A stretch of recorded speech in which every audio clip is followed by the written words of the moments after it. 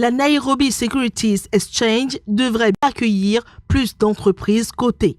En effet, l'autorité kenyane des marchés financiers examine un allègement des conditions d'entrée en bourse des entreprises, notamment celles relatives à la réalisation de bénéfices au cours des 3 exercices qui précèdent l'introduction et la fixation des normes du ratio dette-fonds propres. De quoi susciter l'engouement des grandes entreprises nationales ou d'entreprises ayant une dimension régionale et qui cherchent à exploiter le marché financier kényan. Un marché qui compte déjà plus de 60 entreprises cotées dont la capitalisation totale s'élève à 2 800 milliards de shillings kenyans, soit 27,90 milliards de dollars.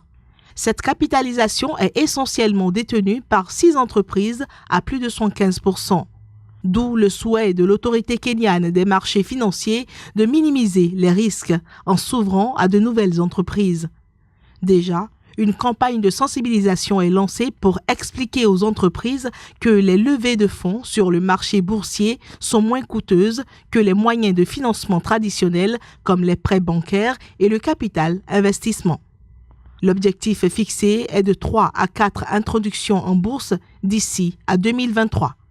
En attendant cette échéance, l'introduction de la National Oil Corporation of Kenya, la compagnie pétrolière nationale, prévue début 2019, pourrait inciter peut-être d'autres entreprises à vite se jeter à l'eau.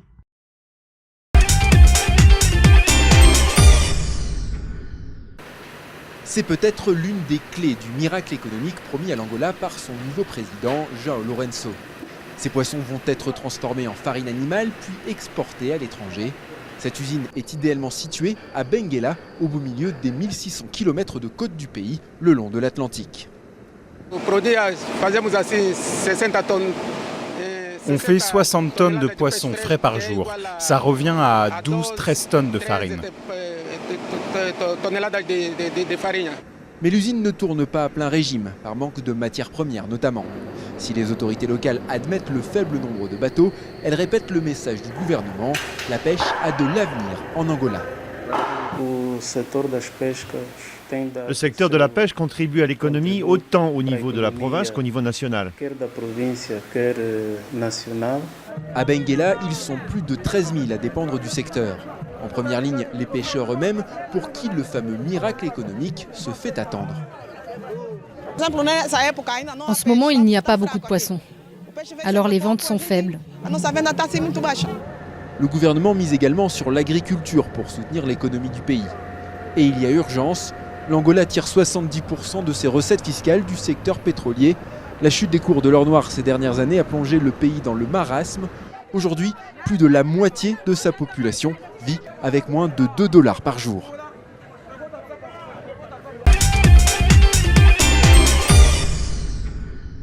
Jean-Ernest Ngalé-Bébé, le ministre des Transports du Cameroun, a présidé à Douala l'ouverture du comité directeur extraordinaire de l'Union des conseils des chargeurs africains, puis la cérémonie de remise de certification ISO.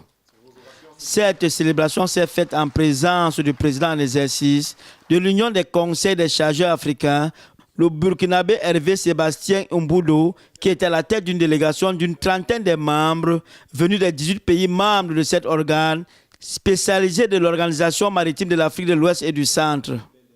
L'obtention de la certification par le Conseil national des chargeurs du Cameroun intervient après une série d'opérations et de vérifications. La fierté est d'autant plus grande que le CNCC est le tout premier conseil des pays membres de l'UCCA à obtenir la certification ISO 9001 version 2015 pour la gestion du bordereau électronique de suivi des cargaisons pour les marchandises importées et exportées par voie maritime. Pour le ministre des Transports du Cameroun, il y a lieu de saluer la performance du CNCC. Le Conseil national des chargeurs du Cameroun, il convient de le souligner, est l'une des rares entreprises du secteur public à certifier son système de management de qualité à la norme ISO 9001, version 2015. Les autres membres de l'UCCA, 18 en tout, se sont réjouis de la délivrance de cette certification ISO à l'un de leurs membres. De par sa qualité et de par ses performances, ce conseil des chargeurs a démontré effectivement que nous pouvons être à la hauteur de toutes les missions qui nous sont confiées par nos différents pays. Précisons que le bordereau électronique de suivi des cargaisons surmentionné est un document d'identification en vigueur au Cameroun depuis le 11 juillet 2006 qui est préalable à toute opération de dédouanement des marchandises et constitue une formalité obligatoire pour le chargeur.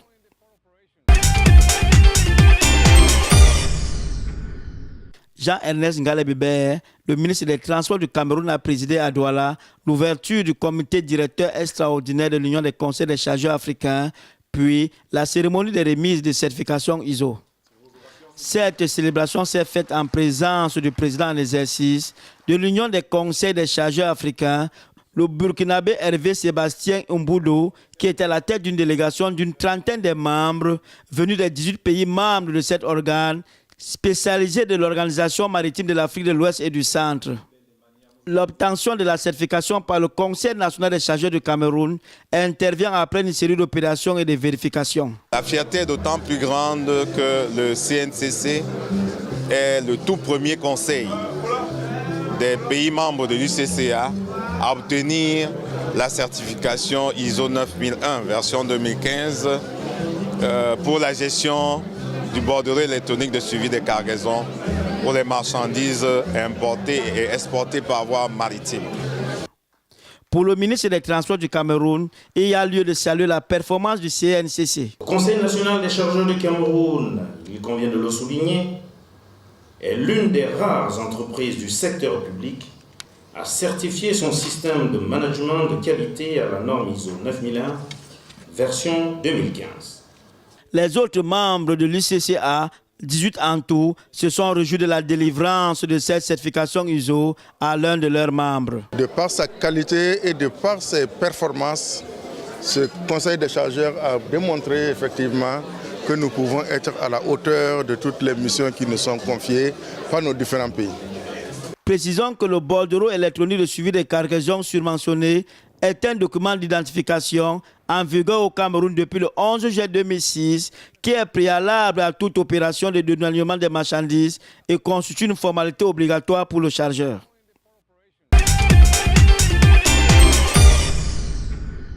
Installé en RD Congo depuis 5 ans, Thomas Strouvens est un ex-publicitaire. En 2017, il lance avec un ami, Yudi, une start-up immobilière de mise en relation de l'offre et de la demande. Un pari osé dans un pays où l'accès à Internet demeure un luxe pour la majorité de la population. Tout ce qui nous manque ici, c'est cet accompagnement de l'État et aussi des privés, donc tous les incubateurs privés qui sont en train de se mettre en place là maintenant. Mais en tout cas, on n'a vraiment rien à envier à nos pays voisins, en tout cas les startups qui sont ici, c'est clair. Baya Siamala, plus connu sous le pseudonyme de Narcisse, fait aussi partie de ceux qui entendent révolutionner l'économie numérique en RD Congo. Fondateur de Basix, une application de musique 100% afro-congolaise en streaming, Narcisse n'est pas moins conscient des goulots d'étranglement qu'il faudra lever. Premièrement, c'est les difficultés financières. L'accès au financement, on a vraiment du mal à trouver des financements. Lorsqu'on va frapper dans des portes, c'est soit qu'il faut aller voir une banque et être parrainé par un entrepreneur chevronné, alors que ce n'est pas toujours évident pour des startups, des entreprises comme la nôtre. Pourtant, la RD Congo ne manque pas de compétences dans le domaine. Le pays attire d'ailleurs un nombre croissant de vocations avec des projets diversifiés portés la plupart du temps par des Congolais qui ont leur réseau et leurs entrées à Kinshasa comme en Europe. Vous voyez des jeunes entrepreneurs qui sont beaucoup plus professionnels, qui comprennent aussi mieux le marché de l'investissement et qui travaillent beaucoup plus maintenant avec des sociétés qui sont aussi capables de les comprendre et comprendre les situations locales. De quoi peut-être permettre au pays de rattraper son retard sur certains de ses voisins, comme le Rwanda. Les paiements mobiles sont désormais ancrés dans les habitudes des populations au sein de l'espace de la communauté économique et monétaire de l'Afrique centrale. En témoigne la tendance haussière qu'ils maintiennent au fil des années dans cette région d'Afrique.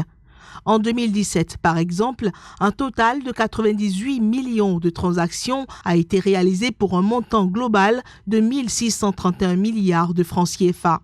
Cette percée est essentiellement portée par le Cameroun qui totalise à lui seul 39% des transactions financières via la téléphonie mobile, soit quelques 38,200 millions de transactions sur les 98 millions enregistrés.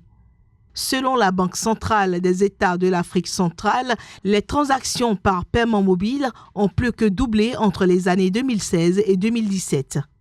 Ainsi, les dépôts en espèces de la clientèle dans les points de vente ont atteint 735 milliards de francs CFA en 2016, dont 663 milliards pour le segment de la mobile money.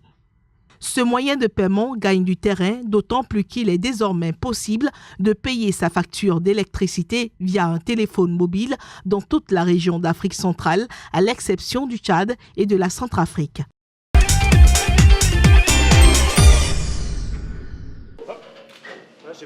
À l'école internationale de boulangerie, on apprend un métier passion, mais aussi un métier physique et surtout un métier de précision.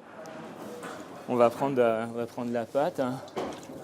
On va regarder sa texture, tu vois, là elle se déchire, hein. Quand je fais ça, elle se déchire, donc ça veut dire qu'il manque du pétris. Ces apprentis ont tout plaqué pour apprendre la boulangerie biologique au levain dans cette école du sud de la France, au milieu des collines. Il y a un process qui est assez qu'il faut respecter. Et puis après, quand tu maîtrises bien le process, en fait, c'est vraiment, faut y aller aussi. Il y a tes sensations. Voilà quoi. C'est un métier artisanal quoi. Jusqu'à récemment, Yuko faisait à Tokyo un travail administratif qui l'ennuyait à mourir. Ici, elle espère enfin réaliser son rêve. Je veux ouvrir une boulangerie près du terrain agricole familial. L'atmosphère y sera sympathique, les gens pourraient boire un café, manger un bout de pain en discutant tranquillement. Mais la boulange, ça se mérite. Il faut trimer, respecter les délais, gérer de grosses commandes dans l'urgence et tenir ses comptes méticuleusement.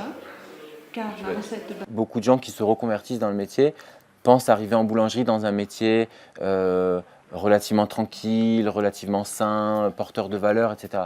Et notre job à l'école est effectivement d'essayer de garder cette part de rêve en fait, dans le projet des gens, puisque c'est un moteur, en fait, le rêve, c'est un moteur qui va les faire changer de vie, aller vers ce métier passion d'une certaine manière.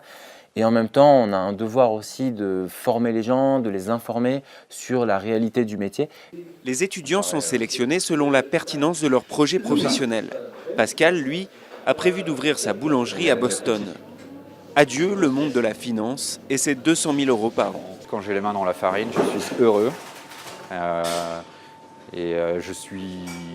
J'ai hâte de partager mes produits avec les clients et de voir ce qui leur plaît moins et d'avoir cette relation un peu très personnelle avec le consommateur d'un produit que j'aurais fait moi-même. Cette formation coûte cher, environ 12 000 € pour 3 mois. Mais en plus de 10 ans d'existence, l'école revendique un bilan flatteur. 80% des anciens ont monté leur entreprise et aucune d'entre elles n'a fermé.